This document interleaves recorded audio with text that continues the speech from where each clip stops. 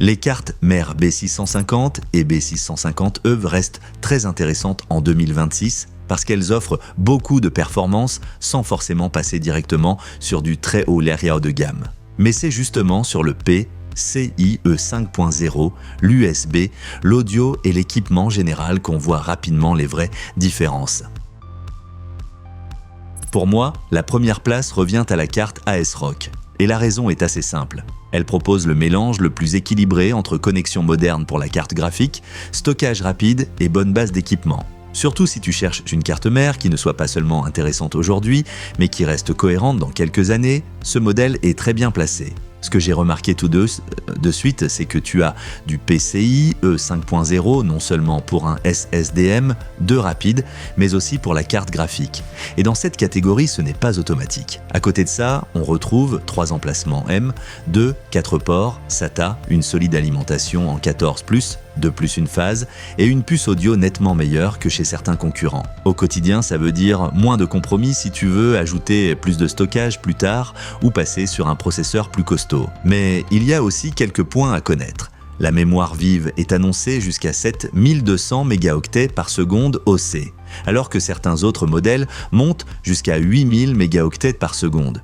Le port USB-C en façade est aussi limité à 5 gigabits par seconde, ce qui est un peu dommage. Et le Bluetooth 5.2 reste correct, mais il est un peu moins récent que le Bluetooth 5.3 présent sur d'autres cartes. Si tu veux une carte mère équilibrée, solide, pour le gaming, le stockage, l'audio et l'évolutivité, c'est mon modèle préféré. Elle donne moins l'impression d'être une simple carte au bon rapport qualité-prix et davantage celle d'une vraie base solide pour un PC qui dure. Et c'est exactement pour ça qu'elle place la barre assez haut pour les modèles suivants. Les liens vers tous les produits de ce comparatif, avec le meilleur prix, sont en bas dans la description de la vidéo.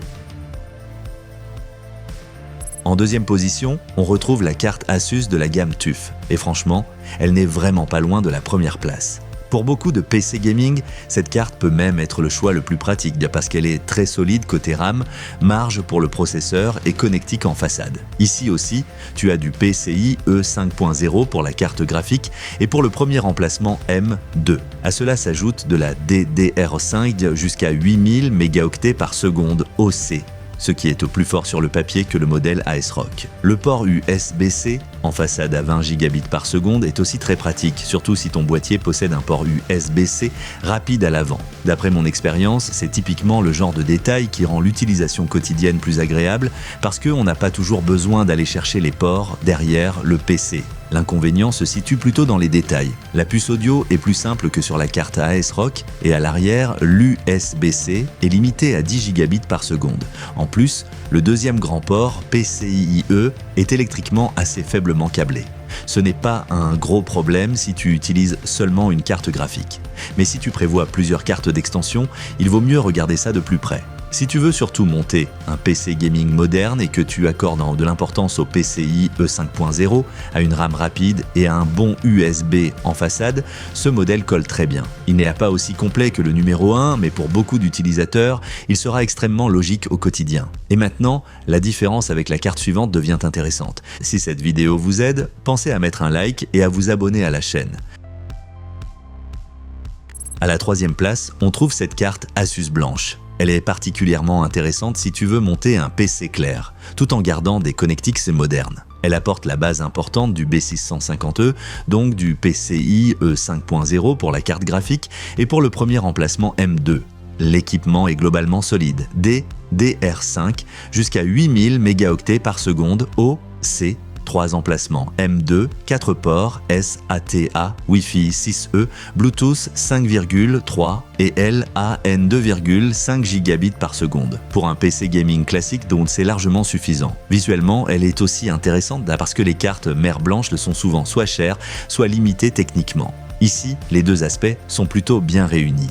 Mais il y a des limites. Le support CPU est annoncé jusqu'à 170 watts, alors que le modèle TUF monte jusqu'à 200 watts.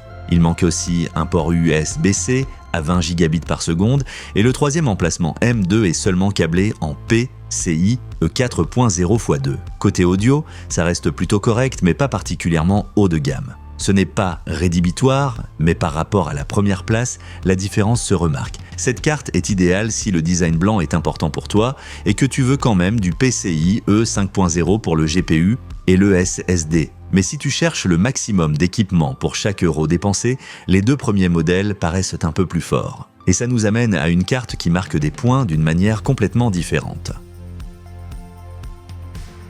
À la 4e place, on retrouve la carte MSI.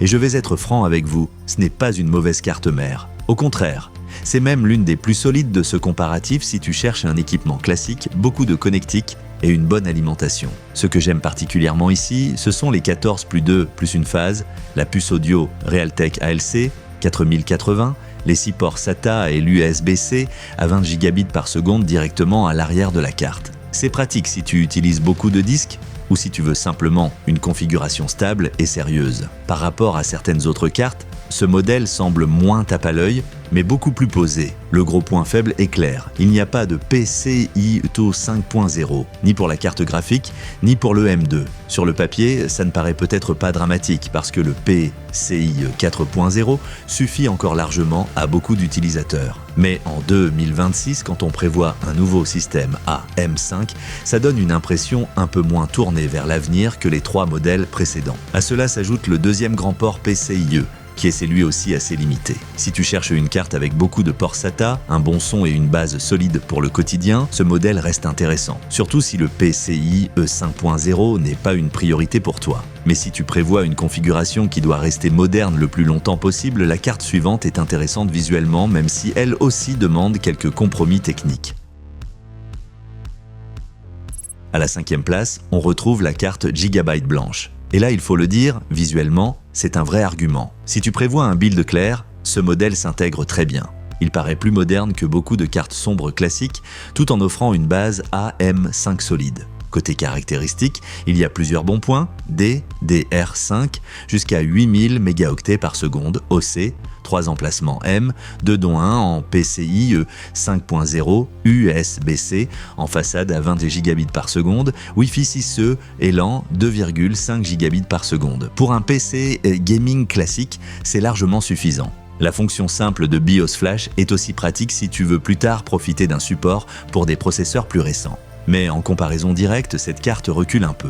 Le port pour la carte graphique fonctionne seulement en PCIe 4.0, les ports d'extension supplémentaires y sont très faiblement câblés et la puce audio Realtek ALC 897 est plutôt une solution d'entrée de gamme. Ça ne veut pas dire que le son est inutilisable, mais si tu utilises un bon casque ou de bonnes enceintes, les modèles ASRock et MSI sont clairement plus convaincants. Cette carte vaut surtout le coup si tu cherches une carte mère blanche et que le design compte beaucoup pour toi. Pour un joli PC gaming avec une carte graphique et quelques SSD, elle peut très bien convenir. Mais si tu veux le maximum de technologie et une meilleure évolutivité, je regarderai plutôt plus haut dans le classement.